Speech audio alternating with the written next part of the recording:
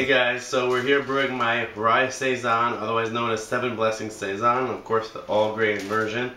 So I have my mash tun here heated up, and I have my grain here in this plastic bag.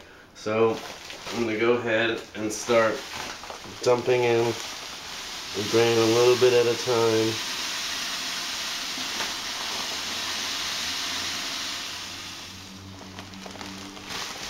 And of course, using my trusty mash paddle to stir it to prevent dough balls from forming.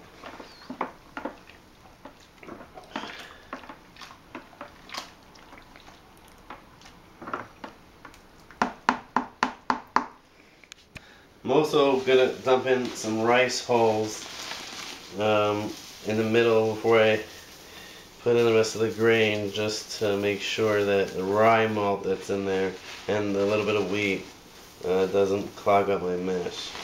Not a lot, but just a little bit. Pour in more grain.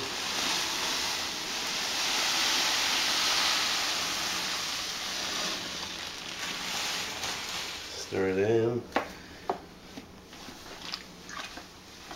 You guys can see here, but we got 148.1. Right, basically right, or 148, basically right on the money where I wanted it. So I'm not gonna let it cool down 1 degree to get to like 147.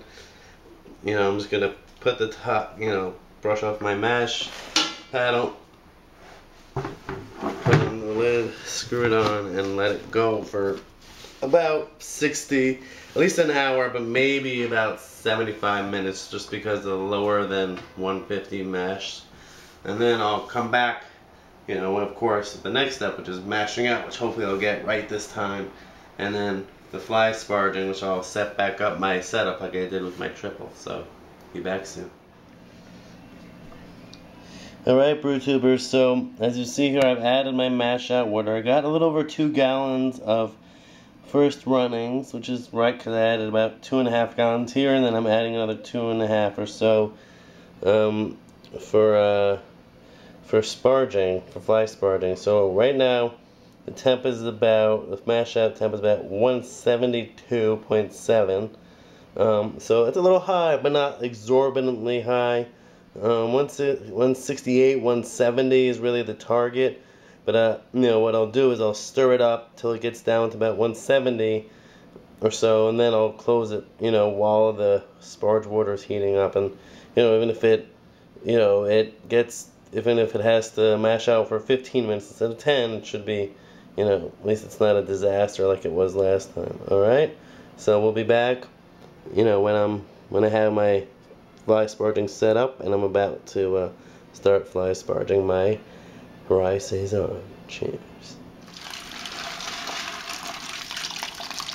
We're just doing it at a trickle, as you see. Maintain a nice level of wort over the, or liquid over the grain bed, and it looks like it's pretty good right now. So you can serve that nice steamy liquid. I'm just gonna shut it off and just let it hang there.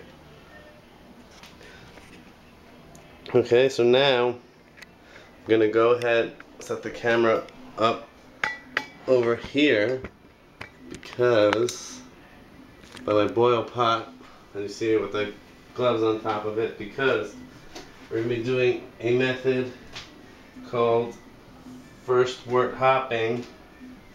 So I'm gonna shut off the valve for the wort, and then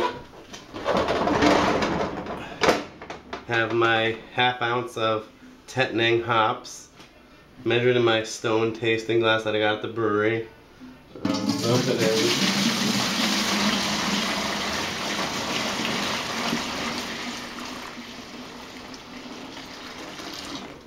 And then dump in the ½ ounce of hops. And we're not using a ton of hops in this beer, so I'm not sure yet if I'm going to be using my my hop bag that I use for hoppier beers. But put the top on, and as I finish sparging, collecting the last 3.5 gallons or so, I will start bringing this 4 gallons up to a boil. Alright guys, so I just took my pre-boil gravity, and according to Beersmith it was supposed to be 1051, but I'm getting a lot higher than that on my refractometer, as you guys can see. We have about 1057, which is awesome.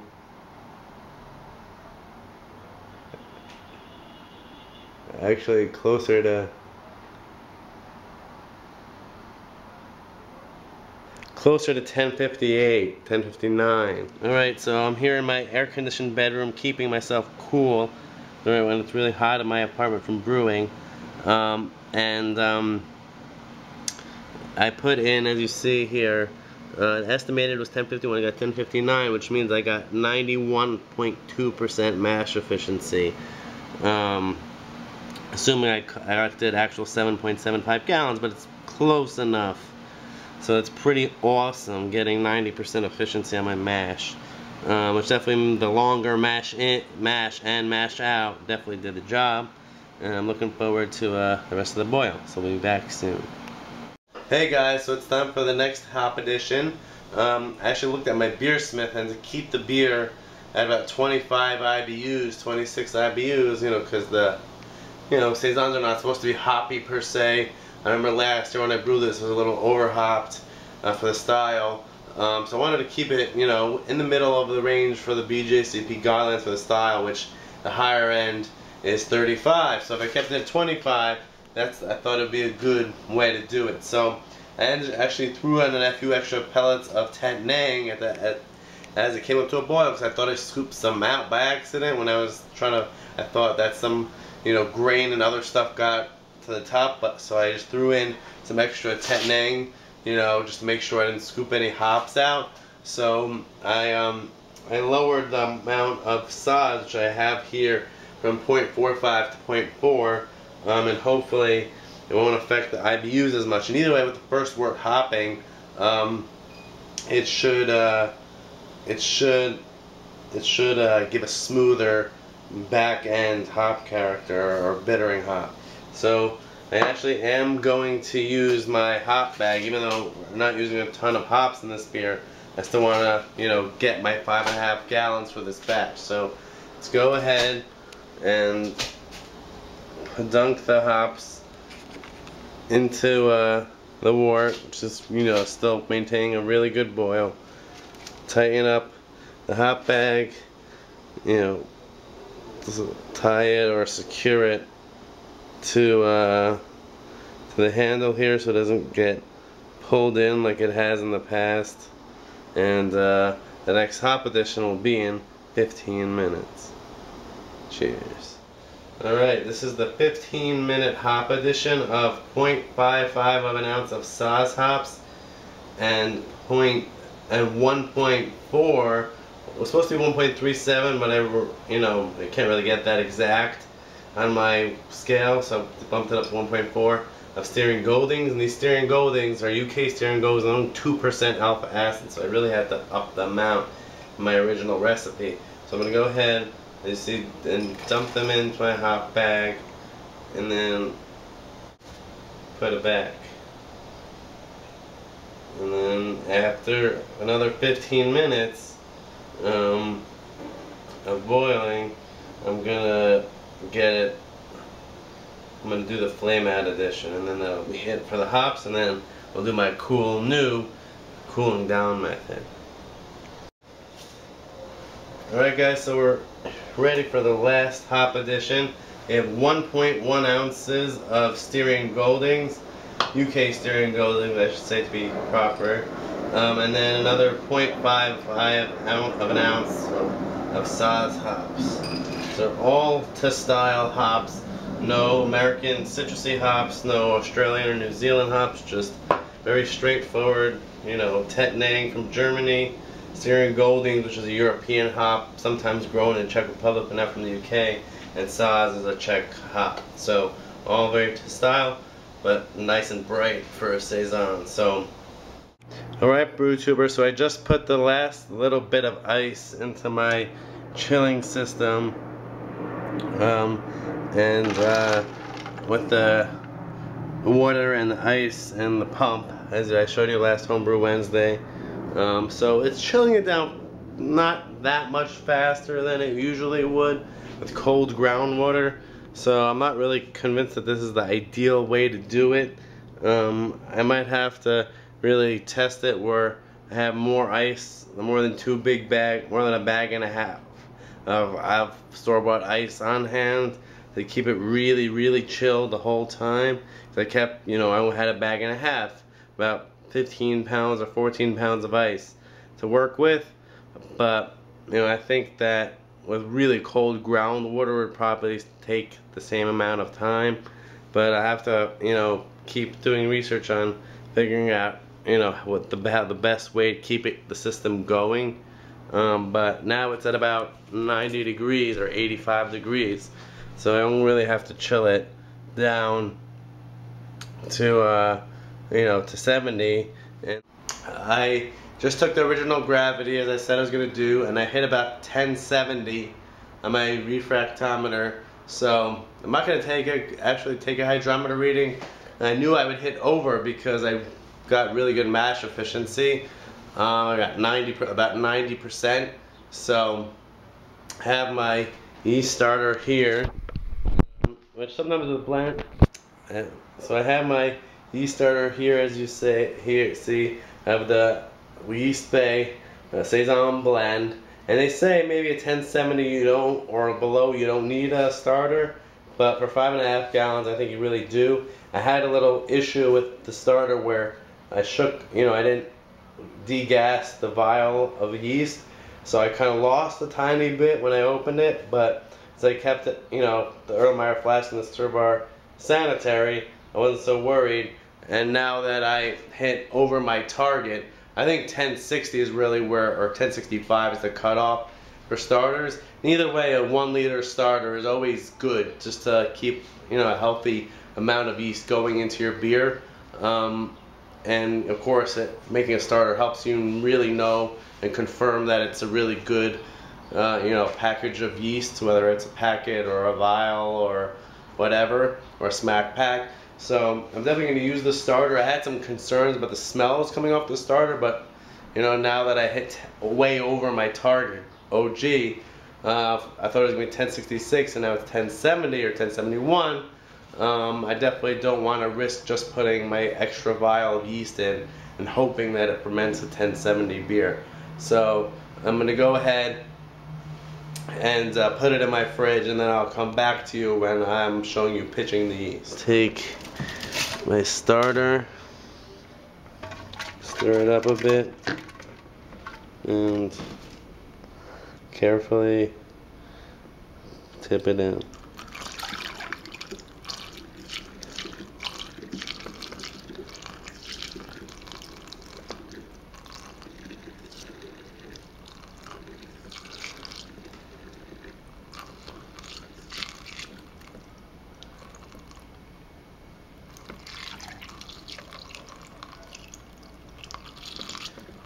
The goal is to not get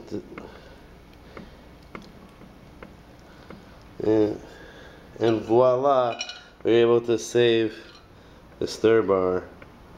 I don't know if you can see that, but we're able to get everything in the stir bar. Hey Brew Tubers, Barry here. So, like I said, the next morning I come back to, or when fermentation kicks off, I come back to an update to wrap up this brew day video.